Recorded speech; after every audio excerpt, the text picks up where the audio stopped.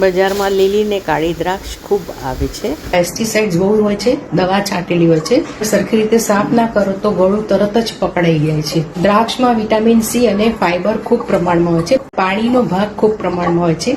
વજન ઉતારવામાં પણ મદદ કરે છે. ડાયાબિટીસ વાળાએ ડોક્ટરની સલાહ અનુસાર ખાવી જોઈએ. દ્રાક્ષને કેવી રીતે સાચવવી, બહુ લાંબો સમય સુધી દ્રાક્ષ પણ સરસ તમારી તાજી જ રહેશે એની સરસ મજાની ટીપ છે. સૌથી પહેલા દ્રાક્ષને કેવી રીતે ધોવી એ જોઈએ.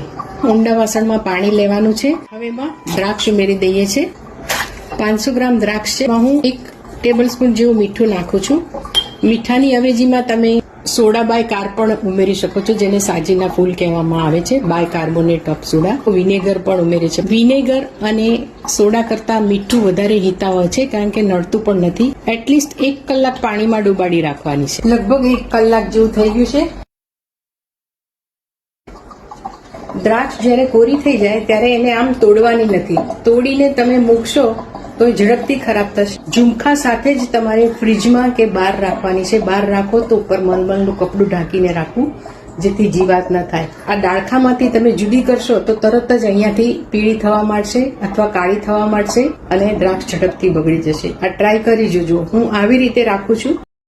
જો દ્રાક્ષ ઓર્ગેનિક હોય તો એને ધોઈ અને નિતારીને કોરી જ કરી લેવાની છે. Thank you.